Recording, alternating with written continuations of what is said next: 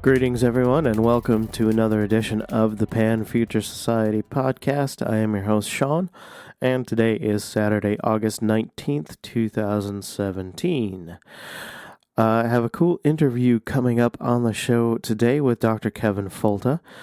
We all get to talk about genetic engineering and crops and food and where our food is going to come from in the future, and also chat about science communication and sometimes the unfortunately disgusting and violent reactions of people who oppose science-based living. Anyway, before we get to that, I want to mention something new for the show this week.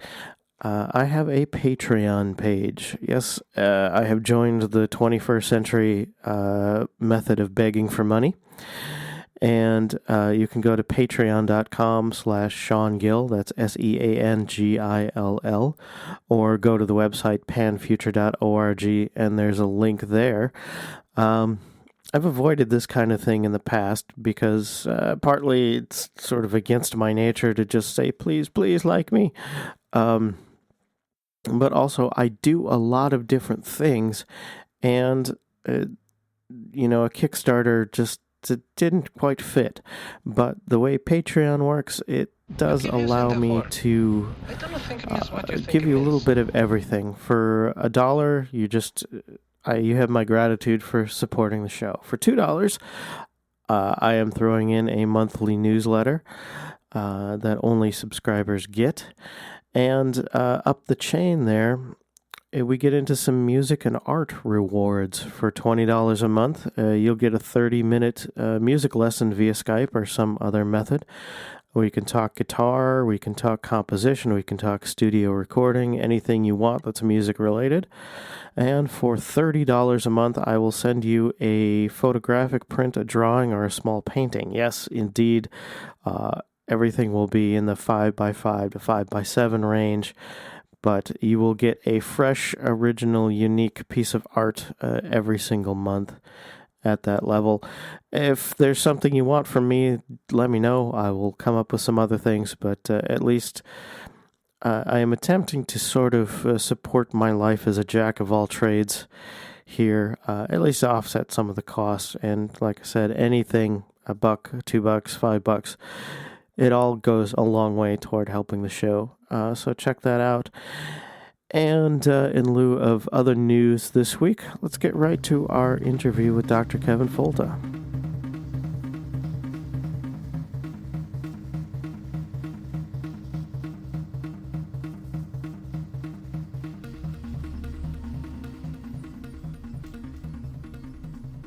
All right, everyone. I have an interview for the show today. I would like to welcome Dr. Kevin Folta.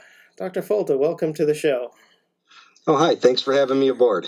If you could, just to start off with, give me a little introduction on who you are and what you do, because you could probably do it better than I can. Well, who is Kevin Folta? I'm a professor. I'm a chair of a department, which means I'm managing careers and finances and management issues in a department of fruits and vegetable crops at University of Florida, horticultural sciences, 57 faculty in 7 different locations. But I'm also a research scientist, and I have a laboratory with wonderful people working on exciting questions in a variety of areas, but mostly in improving fruit flavor, how we can grow plants to change their characteristics with light. Mm-hmm. For fruits and vegetables, and then also some interesting new ways to develop environmentally safe herbicides that are really pretty cool. So a lot of interesting things going on. That's great. So you're the guy who's going to solve the problem as to why grocery store tomatoes taste terrible, right? Well, that's already been done. I didn't do it, and I probably won't have. The person who did it is a guy named Harry Klee, and Dr. Klee is a world-recognized expert in flavors and tomatoes, and has created the Garden Gem and the Garden Treasure, which are great for the home garden. And just to give him a shameless plug, his His tomatoes are fantastic. And if you go to Garden Gem Tomatoes and Google that, you'll find all kinds of great information on what is consistently one of the best tasting tomatoes in taste tests. All right. Well, that's, once we've solved that, everything else is cake, right? Yeah, there's quite a few nuts to crack out there because we got lots of, fruits and vegetables can always taste better. Mm-hmm. And we've been breeding them for so many years to stand up to industrial need. So in other words, lots of yield, lots of shippability, good quality after you harvest them, resistance to disease. Those have been the traits we've been worrying about, and flavor and aroma have been down the list. And so we're starting to fix that. Okay, cool. So a while back, I did a few shows on food and farming and GMOs. So I think my audience kind of has a basic understanding of the GMO idea. So why don't we start with give me the elevator pitch as to why and how modern methods of manipulating the food that we grow are better than what we've done in the past, say like crossbreeding or using radiation to induce mutations. Yeah, so you said a lot of good stuff there, but let me maybe start out with a clarifying statement is that, there really is no such thing as GMO food, and there's no such thing as manipulated food. What we're looking at are the plants that are used to produce ingredients that are identical, whether they're from a GM plant or a genetically engineered plant, and one that's not genetically engineered. So that's a really important distinction for us to make in all of our conversations with friends and family about this topic. But genetic engineering is just this process of being able to precisely adjust a trait of interest. And whether that's editing out a gene that makes a plant susceptible to disease, or maybe adding a gene that isn't normally in plants that maybe can help it survive drought or maybe be resistant to an insect. Those are all very realistic applications. You can't do that with crossbreeding, and it's very difficult to do with mutation breeding, which is where you bombard plants with radiation or chemicals in order to change DNA and hope you get something that's favorable. So it's a very precise way of making changes that are beneficial for mostly for the farmer. Okay, and so this. The current process it's much more precise. Is it also faster? Like, say we decided climate change has suddenly created a food crisis. We need food that can stand up to drought. We wouldn't have time to crossbreed. Possibly. It would be very unlikely because crossbreeding, if you're dealing with something like tomatoes or strawberries, for instance, something very quick cycling annual plant that you can get a few crops per year, even corn, for instance, you're still looking at 5 years, 10 years before you can take an idea and a few crosses to a finished variety. I always like to extrapolate this, especially in conversations with people who are against the technology, about trees. How do you have something like an orange tree, which we're going through a citrus crisis right now that's devastating, or apples, or let's say avocados, where you're not getting a crop for 5 years. You can't make a flower, to do the cross for 5 years. So in these cases, genetic engineering is a much faster way to make precision and surgical genetic changes. And that's essentially what was done with the Hawaiian papaya as well. It was out of time, wasn't it? Absolutely. Yeah. No, the disease had moved from areas on Oahu over to the Big Island where some of the largest plantations were, and it was devastating. But it was the addition of a small piece of the virus that is there anyway, that was able to suppress the virus, much like an immunization in humans. And the technology saved an industry. Fascinating.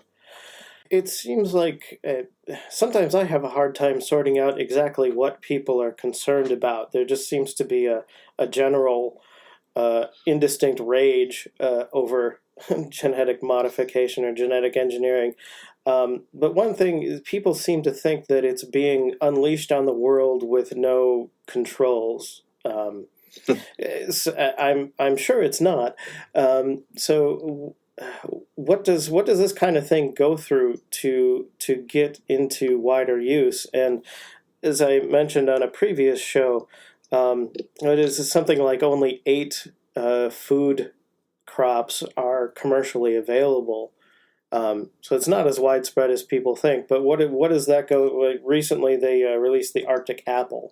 What kind of testing does something like that go through before it hits the market? Yeah, so let me backtrack on a couple of things here, just for what it's worth. There really are just, and it's really interesting how this breaks down. And I really appreciate you asking this question because it's important for everybody to understand. There's really just 4 common crops that you're consuming the ingredients from, and that's canola for canola oil. Okay. It's corn, which is corn oil, high fructose corn syrup, corn solids like corn starch, that kind of thing. Soy, so soybean oil and soy products, and sugar beets, so the sugar that comes from sugar beets. And what's important to keep in mind is that the plants themselves are engineered, but the products that come from them are just these ingredients, and typically in processed foods. So the sugar in your cereal, the cornstarch that's in the tamales or whatever it is, these are little ingredients that go into food. And so it's not even the what's derived from the sugar beets. Obviously, people should know sugar doesn't have any DNA in it. So that's right. there's no way you could even be consuming a portion of the plant that's different from its wild counterpart. That's right. You could be a sugar company and be a little bit unscrupulous and put sugar in your box and put a GMO sugar beets and put a non-GMO project sticker on it, and there is no test that anybody could do to ever tell the difference. And you could charge more for the product. Right. So it has to do with now you have to start monitoring supply chains and all that stuff. So adding expense. But back to your question about the kind of testing that has to be done, you have to go to through 3 different agencies. It goes through the FDA. To any product claim has to be evaluated by the FDA, has to be evaluated by the EPA if it's grown outside, and also is evaluated by USDA APHIS to ensure that there's no likelihood of invasiveness or cross-pollination or other issues out in the field. And so this is it's a multiple stage test that one goes after the other. So you spend all this time at the FDA and working with the FDA to evaluate a given crop.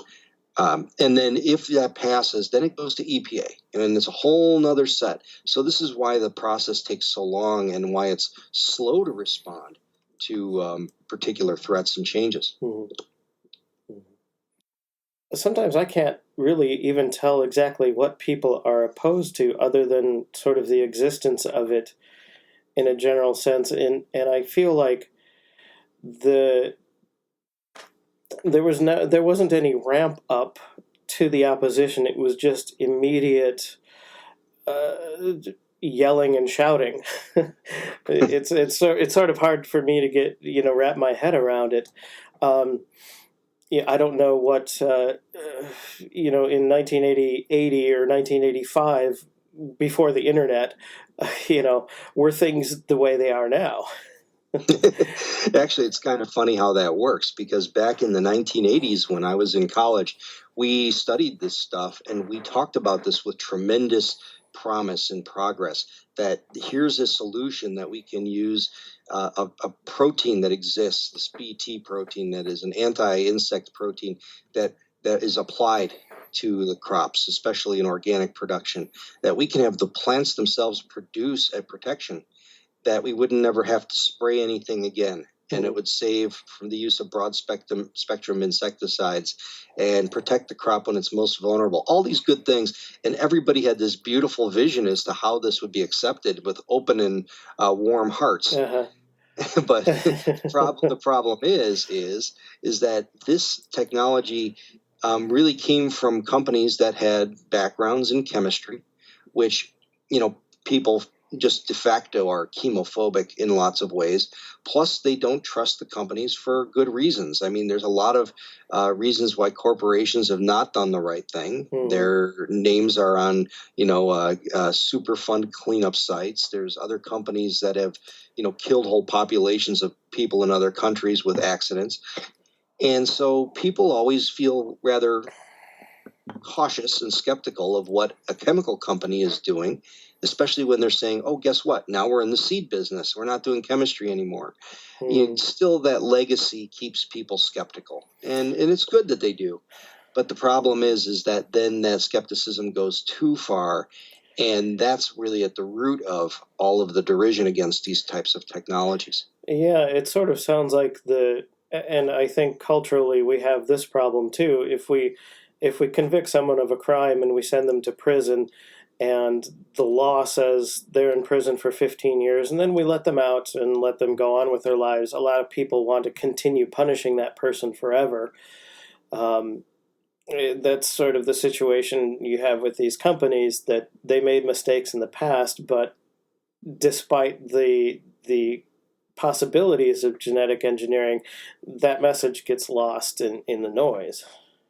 Exactly. Yeah, they're permanently labeled as predators in the neighborhood, right? Mm-hmm. And even though they've done their time, and what's really interesting about this is that you look at some of the companies are completely different than they were back in their chemical days. Mm-hmm. That now they almost are exclusively focused on plant development, in terms of developing new varieties, and in crop protection strategies. So chemistries that are really working just in conjunction with the crops themselves, and not a lot of other home chemistries, things like that. Yeah.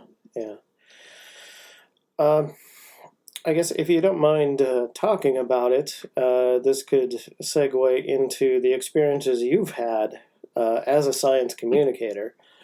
I guess I would first ask, is it better than it used to be? Is it worse? Is it getting better?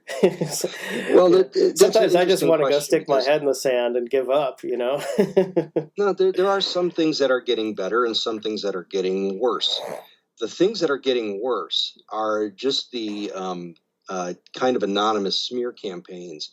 And people realized that if they can get you defamed in Google, so if they can publish materials that will forever cloud your perception as a public face in a search engine, that they can do tremendous damage to your credibility and reputation, and really harm your career. I genuinely feel that my career and that my visibility and my opportunities have been capped. Absolutely. I know they have, because of the New York Times article that came out a few years ago that told a total false story that based upon my own emails. Mm-hmm. So their activist organizations were able to obtain emails from public scientists, which I freely give over because I have nothing to hide. But when you give, 5,000, 10,000, 70,000 pages of email to people who want to destroy your career, they can piece together things in ways that sound really bad that really aren't. Sure. And that really is what populates the first 10 pages of Google on me. And if you look in Google Images, you wouldn't hire me to do anything. Mm-hmm. So in that sense, things have gotten worse. The things that have gotten better are the populations of science enthusiasts who have recognized the attack on scientists. Mm-hmm. And the people who have come to bat for me are the people who stand up online and the people who deal with detractors and who write good stories and glowing stories about what we do in the lab. Mm-hmm. That stuff starts to really displace the bad stuff in the Google search.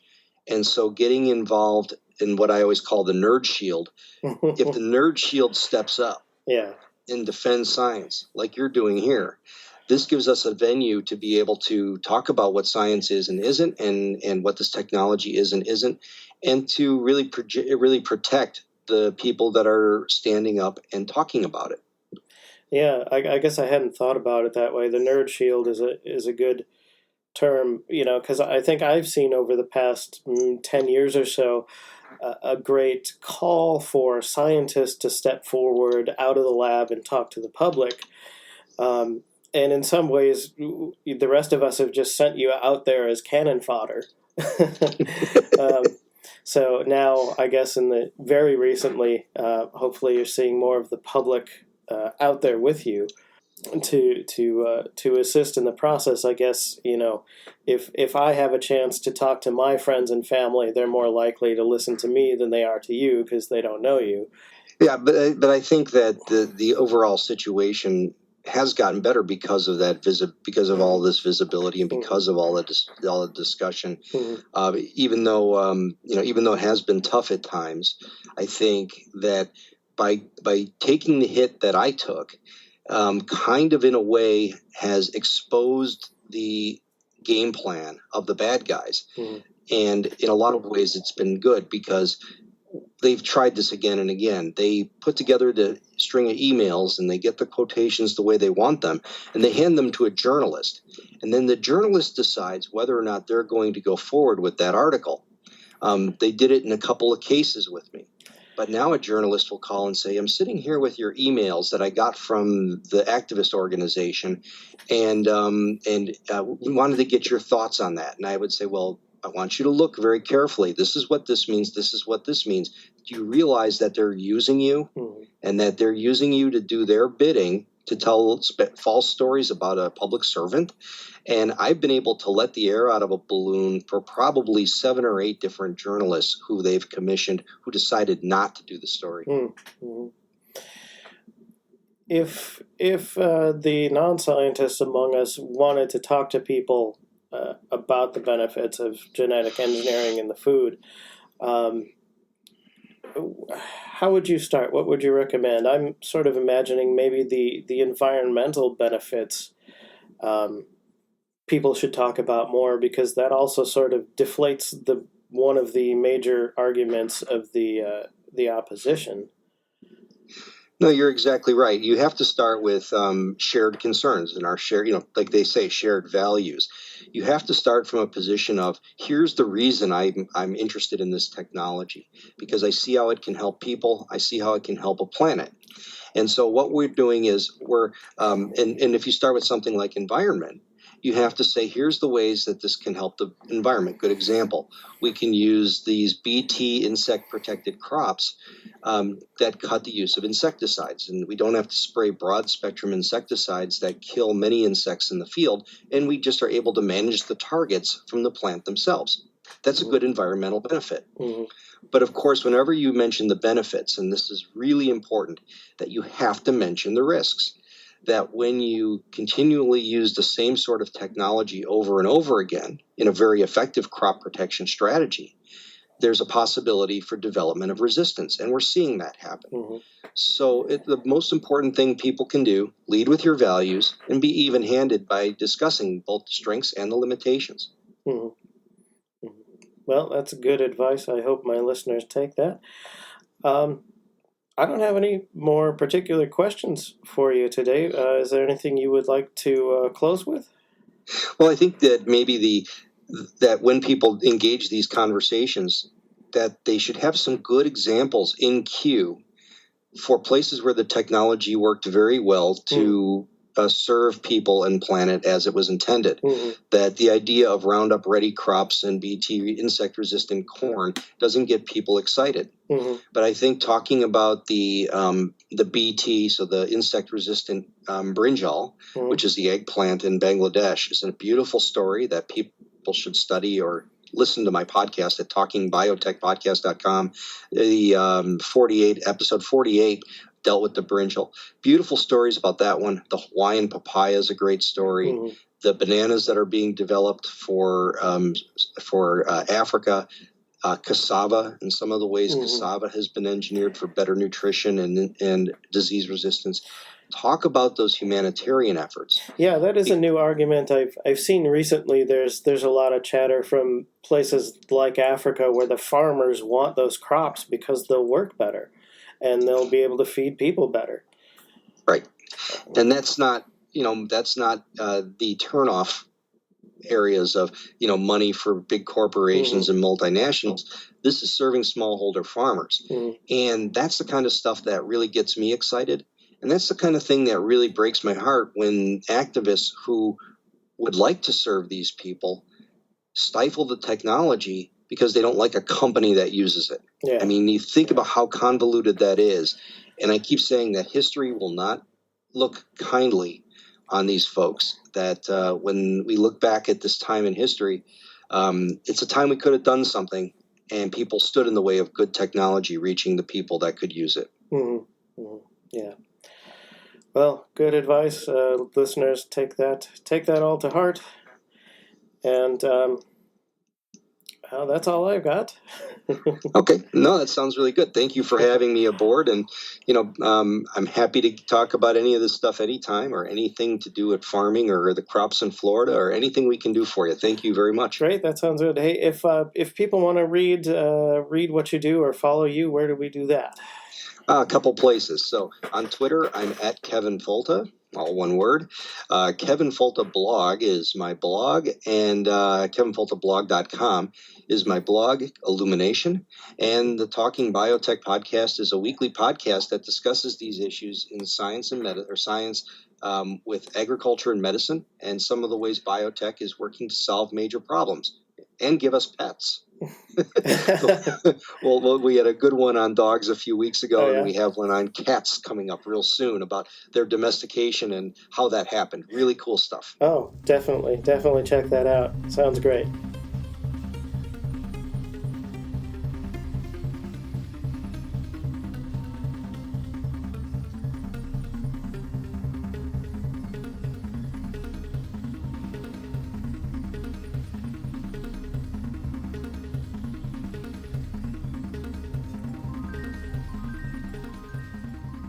All right, there's your show for the week. Thanks once again for Dr. Folta for coming on and talking about some GE food technology. And if you want more information, go to the show page at panfuture.org. I'll put some links in there. And as always, go to the website to find the Twitter and the Facebook and all the things. Send me an email. Click the donate link, or click the brand new Patreon link if you feel like chipping in a small amount on a monthly basis. I would be very, very grateful, bigly grateful for that. Anyway, there's your show. There's your thing. I don't think I'm forgetting anything this week. So I will talk to you again in the future.